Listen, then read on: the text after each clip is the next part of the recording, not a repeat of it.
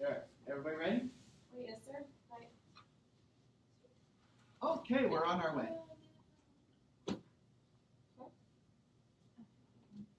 Colonial agriculture.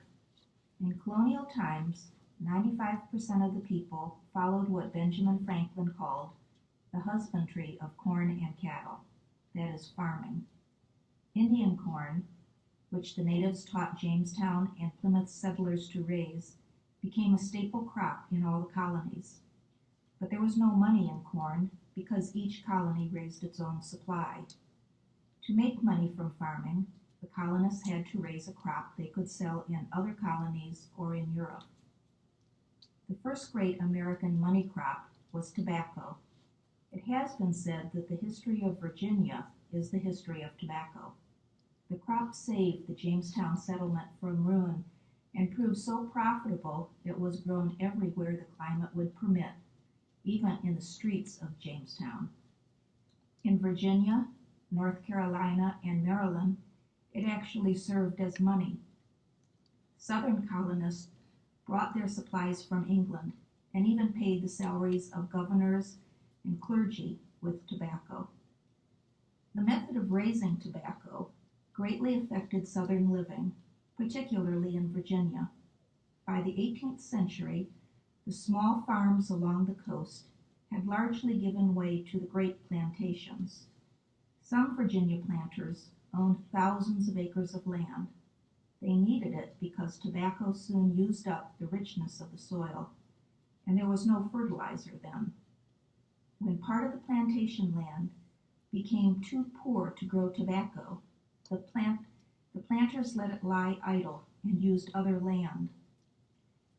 Plantations in Virginia were big businesses. Running the great farms demanded unusual ability and organization. George Washington's plantation, Mount Vernon, was typical. There, 300 slaves worked as farmhands, brickmakers, masons, carpenters, spinners, weavers, millers, and blacksmiths. Washington kept large herds of cattle and many horses. Except for certain luxuries from England and salt for preserving meat, Mount Vernon was practically self-sufficient, a little world by itself. Because plantations were so large, the owners' homes or main houses were far apart. Small towns like those in New England were few, and since the population was scattered, town meetings did not develop. As a result, the county, rather than the town, became the unit of local government. This difference between New England and the South still exists today. By 1700, settlers south of Virginia found that the low, swampy coastlands of South Carolina would produce rice, and Europe seemed ready to buy all the rice that the colony would sell. About 50 years later, it was discovered that indigo, a source of blue dyes, would also grow well in South Carolina. Because chemical dyes were unknown, a good market existed for vegetable dyes, such as indigo. Horses, corned beef, salt, pork, and lumber were also products of the Carolinas. Of course, not all farmers in the South were great plantation owners. There were many small farmers in the hill country, inland from the coast. They raised tobacco too, but after 1700, many of them found that wheat was also a profitable crop. Baltimore, Maryland became a center for shipping the wheat raised not only in that colony, but also in Virginia and Pennsylvania. Labor was always a serious problem on the great plantations. To get help on their farms, the colonists used indentured servants. These were poor Englishmen who had signed an agreement or a contract to work for a stated number of years, usually 5, in return for their fare to the New World. After the servant had worked out his term, he became a free man. Often he was given land so that he could begin farming for himself. Many former indentured servants became respected and influential citizens. In 1619, a Dutch ship brought 40 Negroes to Virginia.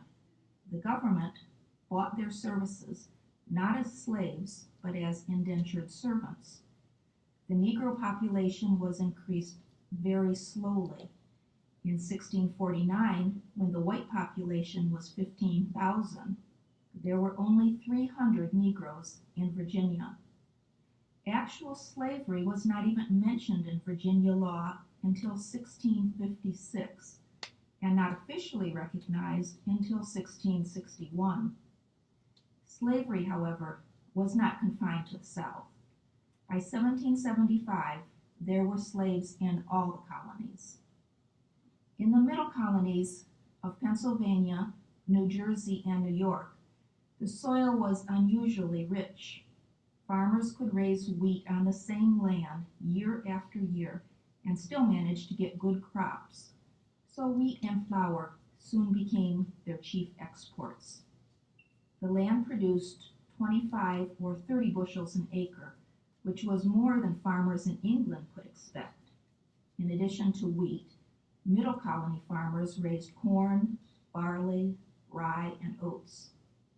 They also found the soil and climate favorable for fruits like apples, peaches, pears, cherries, and such luxuries as melons.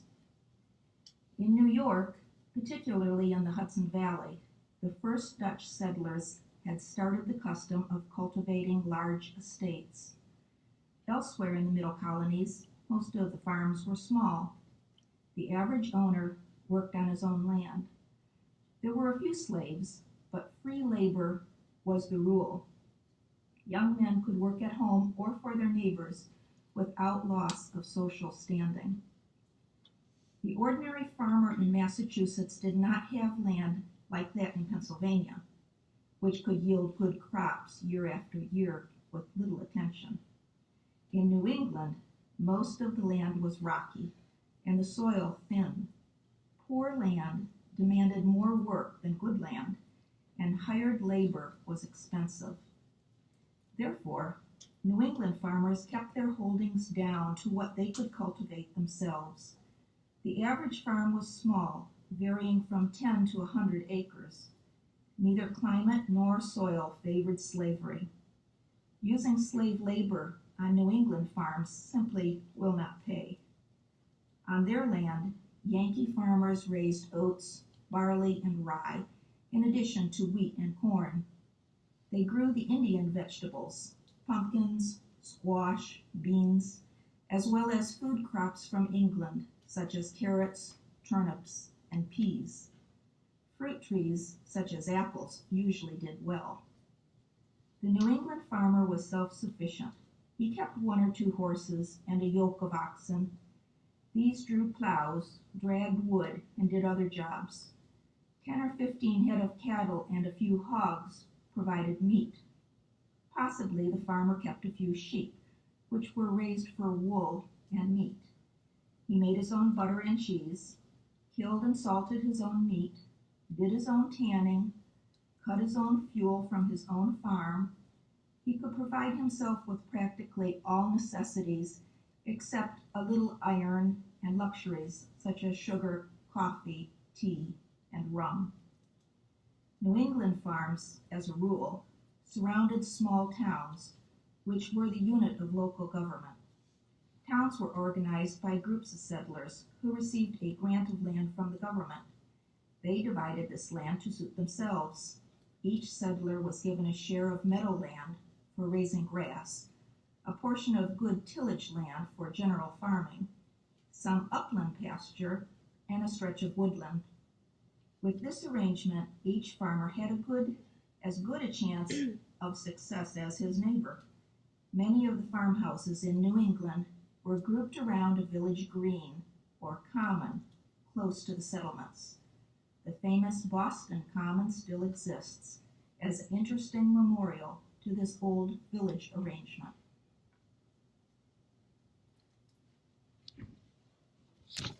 And there you have it. So you want to do a quick demand control on that little bit. We're talking, we're